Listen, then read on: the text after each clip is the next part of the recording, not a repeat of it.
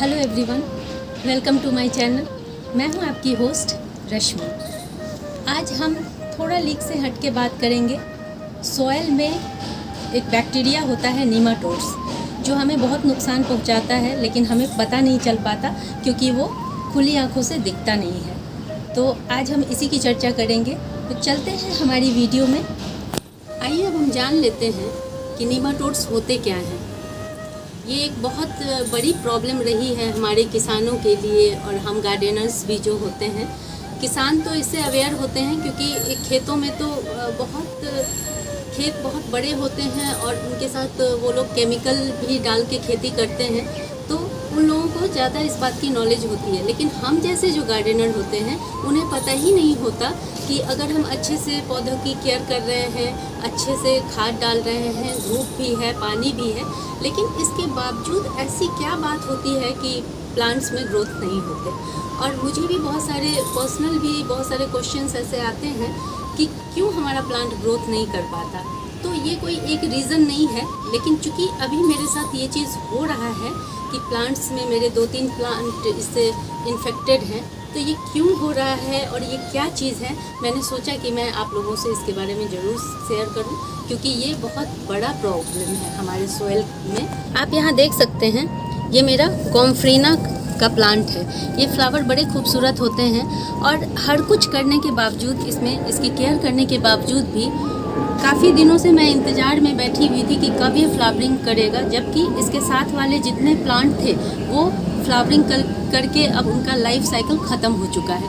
लेकिन in plants में ये प्लांट हैं, और मेरे पास एक आप देखें, ये एक और प्लांट है। आपको देखने से ही ये ठीक नहीं दिखेगा।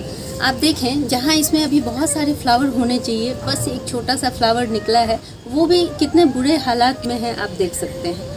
बारिश होने के बावजूद भी, हर तरह से केयर करने के बावजूद भी इसकी ग्रोथ आपको सही नहीं दिख रही होगी। ये भी देखें किस तरह से हैं। बेसिकली नीमाटोड्स जो होते हैं वो मिट्टी में रहते हैं, और ये एक तरह का पैरासाइट है। और मिट्टी में भी आप अगर थोड़ा सा मिट्टी का अमाउंट उठाएंगे, उसमें भी वो मौजूद रहते हैं, लेकिन वो अपने स्लीपिंग मोड में होते हैं ज़्यादातर टाइम तक। जनरली जैसे विंटर का सीज़न आता है तो वो उसमें एक्टिव नहीं रहते हैं, और गर्मियों में भी एक नॉर्मल उनको एक ऐसा कंडीशन चाहिए होता है जिसमें वो बड़ी तेज़ी से डेवलप करते हैं।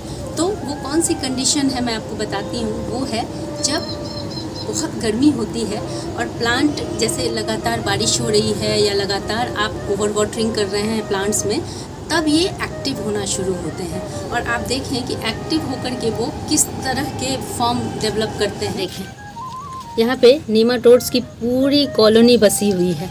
ये देखें, इस तरह के जब आपके जड़ों में, इसको पहचानने का यही तरीका है, आपके जड़ों में जब इस तरह के गांठ दिखने लगे, ये देखें गोल गोल से, ये पूरी कॉलोनी है नीमाटोड्स की। और ये क्या करते हैं कि जो भी न्यूट्रिएंट्स प्लांट लेता है फ्लावरिंग के लिए और अपने आप को डेवलप करने के लिए, वो सारे न्यूट्रिएंट्स ये शुरुआत में ही इनके जो बच्चे होते हैं, जो लार्वा से अंडे से हैच होके निकलते हैं, वो इनको खाने के लिए इनके रूट से ही सारे न्यूट्रिएंट्स सक कर लेते हैं। उसके बाद कुछ बचता ही नहीं है कि इन पौधों को मिले। तो ये कितनी बड़ी बीमारी है। और ये पौधा पहले बहुत स्वस्थ था, अच्छा था, लेकिन जैसे ही इसमें इस बीमारी का प्रकोप हुआ, वैसे ही ये देखिए इसकी क्या हालत हो गई है। फ्लावरिंग तो दूर की बात है, ये अपने आप को खड़ा करने में भी सक्षम नहीं है। ये देखिए किस तरह से ये इस तरह, जनरली इसके पौधे ऐसे नहीं होते हैं, लेकिन ये बहुत ही खतरनाक बीमारी है। ये देखें किस तरह से इसके रूट को नुकसान पहुंचा है।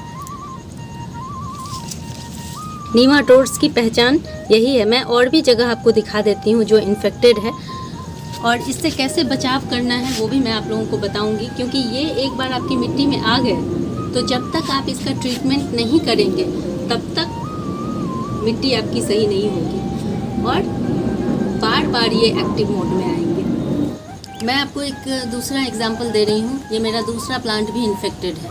ये भी गोम्फ्रीना का प्लांट है। इतने अच्छे ग्रोथ के बाद इसमें अचानक से ये इस डिजीज़ का लगना मुझे बड़ा दुख हुआ, लेकिन मैंने सोचा कि ये राइट टाइम है कि मैं अपने व्यूअर को इसे दिखाऊं, और ताकि वो भी अलर्ट रहें।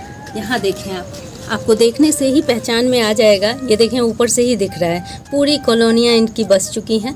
अब आप बताएं कि ये रूट कैसे डेवलप करेगा, कैसे न्यूट्रिएंट्स ले जाएगा।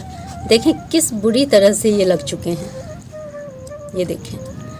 और अब इस प्लांट को हम ना ही केमिकल से ठीक कर सकते हैं, ना ही ऑर्गेनिक किसी चीज़ से ठीक कर सकते हैं। इसका इन पे कोई असर नहीं होगा।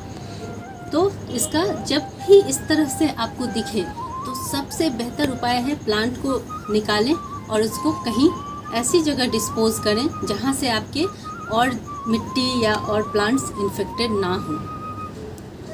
इस बात का ज़रूर ध्यान रखें। और एक और बात मैं बताना चाहूँगी कि आपके जितने भी इस तरह के टूल्स हैं, जो भी इक्विपमेंट हैं, उनका भी आप ध्यान रखेंगे। इन सबको अगर चाहें तो स्पिरिट, हाइड्रोजन पेरोक्साइड या किसी इस तरह की चीज़ से आप इसको डिसइंफेक्ट कर सकते हैं। या फिर सबसे अच्छा उपाय जो मैं करती हूँ, क्योंकि मैं बहुत ज़्यादा इन सब चीज़ों में नहीं पढ़ती हूँ, लेकिन कुछ गार्डनर्स ऐसे भी हैं जो बहुत ध्यान रखते हैं इन सब चीज़ों का, उनके पास टाइम भी होता है, तो वो इस तरह के काम कर सकते हैं। उससे भी बिल्कुल आपका डिसइंफेक्ट हो जाएगा। लेकिन मैं जो करती हूँ वो ये है कि जब तेज़ धूप रहती है तो मैं अपने इन सारे इक्विपमेंट जो भी मैं यूज़ करती हूँ उसको अच्छे से वॉश करके और दिन भर के लिए धूप में छोड़ देती हूँ। ये सबसे सरल उपाय है, तो इसको ज़रूर करें। बीच बीच में ये सब काम करना भी बहुत इम्पॉर्टेंट है। और जैसे मैं अभी इससे काम ले रही हूँ, तो मैं इसी से अभी अपने किसी भी स्वस्थ और हेल्दी प्लांट में इससे गुराई नहीं करूँगी। ये छोटी छोटी चीज़ें हैं जिनका ध्यान रख करके हम इससे निजात पा सकते हैं। अब मैं इसको क्या करूँगी, इस प्लांट को तो हटा ही दूँगी, ये अब किसी काम का नहीं रहा।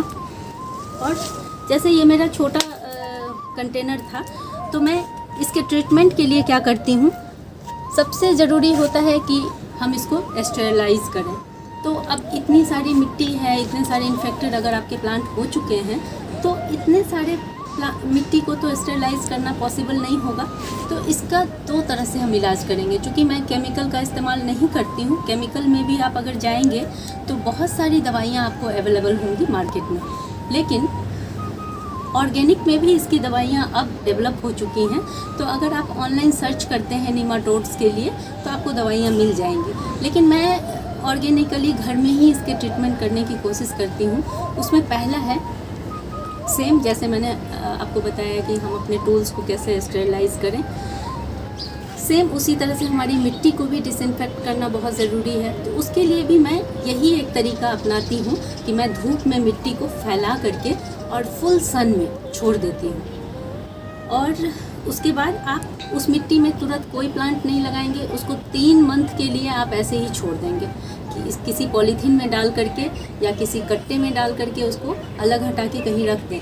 इससे क्यों ऐसा किया जाता है, क्योंकि मान लें कि अगर उसमें कुछ नेमाटोड्स रह भी गए, तो जब वो एग्स हैच होते हैं उसमें, तो उनके बेबीज़ को खाने के लिए कुछ नहीं मिलता, क्योंकि वहाँ ना रूट्स होते हैं मिलेंगे उनको मिट्टी में, ना ही वहाँ पे उनको कोई न्यूट्रिएंट्स मिलेगा, तो वो सरवाइव नहीं कर पाते। तो 3 मंथ्स काफ़ी होते हैं उनकी पूरी कॉलोनी को ख़त्म होने के लिए। इसलिए ये एक उपाय बहुत बढ़िया है, मिट्टी को रख दें सुखा करके। दूसरा है कि हमेशा कोशिश करें मिट्टी में नीम से रिलेटेड कुछ भी चीज़ें डालने का। जैसे मैं आप लोगों को बहुत बार मिट्टी तैयार करते समय बताई हूँ कि आप जैसे सूखी पत्तियाँ मैं मिलाती हूँ मिट्टी में, मिट्टी को बनाने के लिए, तो सूखी पत्तियों के साथ आप नीम की पत्तियों को सुखा के ज़रूर अपने पास रखें। मैं हर गार्डनर से रिक्वेस्ट करना चाहती हूँ कि अगर आप ऑर्गेनिक गार्डनिंग करते हैं तो आप इस चीज़ का विशेष ध्यान रखें कि आप नीम का जितना इस्तेमाल करेंगे आपकी मिट्टी उतनी ही स्वस्थ होगी। और नीमाटोड्स के लिए भी आप फ्रीक्वेंट इसका इस्तेमाल करें। और दूसरा, नीम खली का भी इस्तेमाल आप कर सकते हैं। जैसे महीने में एक बार नीम खली को पानी में भिगो दें और थोड़ा थोड़ा सारे अपने मिट्टी में डाल दें। इससे जो ये खतरनाक ये पैरासाइट जो होते हैं ये सब मर जाते हैं। मर क्या जाते हैं पूरी तरह, तो इसको टोटली ख़त्म नहीं किया जा सकता। ये देखें आप लोग यहाँ पे, जैसे ही थोड़ी सी मिट्टी को हटाएंगे आपको ये नीमाटोड्स दिखने शुरू हो जाएंगे। ये देखें गांठें बनी हुई। इस तरह का कुछ भी एबनॉर्मल आपको दिखे तो उसी समय एक्शन लेना बहुत ज़रूरी हो जाता है। ये देखें, अब मैं आपको दिखाती हूँ। ये गांठें बनी हुई हैं आपको बुरी बुरी, इसमें थोड़ी छोटी छोटी हैं, लेकिन ये शुरुआत हो चुका है इसका। ये देखिए,